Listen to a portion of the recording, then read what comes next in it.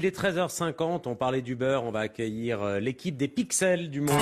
Questions politiques sur France Inter, en partenariat avec Le Monde. Représenté aujourd'hui par Martin Untersinger, que je salue. Bonjour Martin. Bonjour Nicolas. Les révélations Snowden. Oui, bonjour Jean-Luc Mélenchon. Cette semaine, Le Monde a fait de nouvelles révélations sur la surveillance menée par les États-Unis et la Grande-Bretagne sur la base des documents d'Edward Snowden. Edward Snowden, vous le savez, je le rappelle à ceux qui nous regardent ou nous écoutent, c'est ce lanceur d'alerte, ancien agent de la CIA et de la NSA, qui a décidé de communiquer à des journalistes tout un tas de documents. Les États-Unis l'ont donc poursuivi pour espionnage.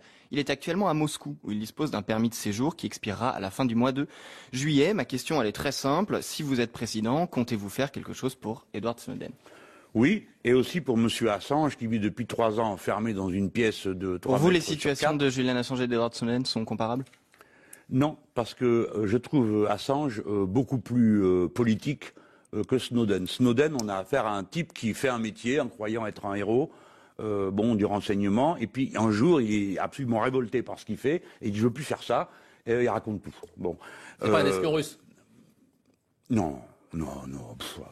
Ça, c'est des histoires pour les séries. Bon, alors, voilà ce que je ferai. Snowden et Assange ont rendu service à la France parce qu'ils ont permis de révéler et de faire la démonstration du fait que les États-Unis d'Amérique nous espionnaient, notre président, notre économie, et c'est ça que le papier du Monde, c'est ça qu'il a de formidable, c'est qu'ils ont fait sortir tout cet aspect, parce que une fois qu'on en avait eu fini avec l'espionnage des chefs d'État, on considérait que le reste, on s'en foutait, mais le reste, ça nous coûte horriblement cher. Donc, Assange et Snowden auront la nationalité française s'ils la demandent. Je demanderai à la Grande-Bretagne et à la Russie de leur permettre de rejoindre leur nouveau pays, la France. Et lorsqu'ils seront là, je reconnais qu'en plus, je les décorerai pour les remercier de ce qu'ils ont fait comme service à la France. Dans un cas, on a quand même quelqu'un qui est dans une ambassade parce qu'il est accusé de viol en Suède. Et dans l'autre, c'est vraiment quelqu'un qui est accusé parce qu'il a fait fuiter les documents. On est quand même sur deux questions un petit peu différentes. Non. Pour vous, il n'y a pas de différence? Il n'y en a pas. Parce que M. Assange a toujours défendu de l'accusation. Je ne vais pas entrer dans les détails qui sont un peu sordides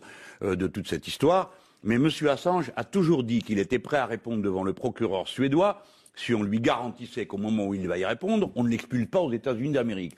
Où se trouvait son ami, qui était le co-organisateur du réseau avec lui, qui est aujourd'hui encore détenu au secret, condamné pour le restant de ses jours, après avoir été mis à l'isolement et maltraité de toutes les façons possibles, dont sont capables les Nord-Américains, comme on le sait, avec la prison de Guantanamo, qui est un centre de torture officiel. Donc, les États-Unis torturent les gens qui le prennent en grave défaut. Il faut bien reconnaître que c'est un mauvais coup pour eux, quelqu'un qui va raconter à la terre entière ce qui se passait. Donc, M. Assange, j'en m'empresse de le dire, citoyen français, devra répondre au procureur suédois qui veut l'interroger, et lui, il y est prêt, parce que je lui ai posé la question, et il m'a dit qu'il y avait toujours été prêt, à la condition qu'on ne l'arrête pas et qu'on ne l'expulse pas aux États-Unis d'Amérique. Martin. Alors,